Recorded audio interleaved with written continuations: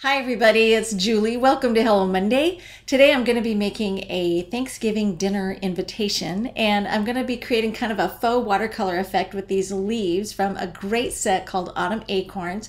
This is in the brand new Essentials by Ellen release, and I just love the fact that the images, there's some solid and outline images, and a lot of the images can be used all year round. So I'm going to start by taking a baby wipe. This is called the baby wipe technique, and I had never tried it before until recently, and I thought it would be fun to share. And I'm just going to fold that up onto a plastic dish that has a little bit of a lip, or to catch any residual moisture so it's not spilling off onto my work surface. And then I'm going to take some water-based dye reinkers or dye ink pad reinkers. And you could use, these are by Memento, these are the Memento dye reinkers, but you could also use the Ranger Adirondack dye reinkers or the Distress reinkers. But as long as you're using a water-based dye reinker, that's going to be the trick to making this technique work with the baby wipes. So now that I have my baby wipes soaked, I'm going to set it aside and let the colors just kind of bleed out just a little bit and blend a little bit more and work on the rest of the card.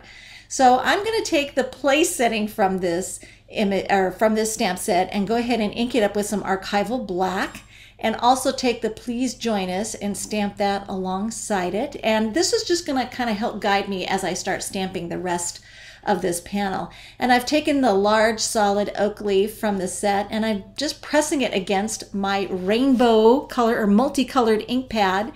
And I might tap it off a little bit on scratch paper to clean it just a little bit, but you don't really have to do that.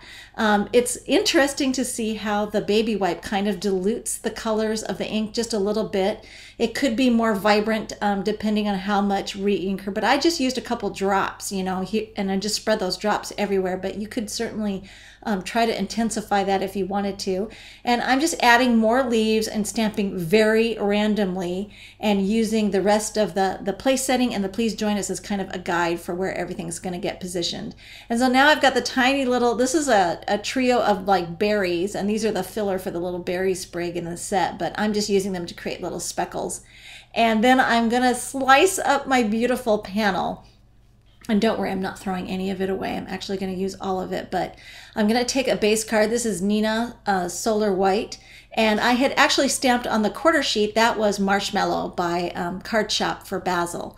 So this is going to get mounted after I've sliced it apart there with my paper trimmer. It's going to get mounted there onto the base card, and then I'm going to take the bottom portion that I had trimmed away and mount that in place right there. And then what I want to do, just for some added interest, is just elevate this particular portion. And it's going to look like I actually stamped over everything. They're going to line up in and it looks like, how in the world did you get that stamped in the same exact spot? Well, it's because we're faking it by trimming it out and just elevating it there with some foam tape.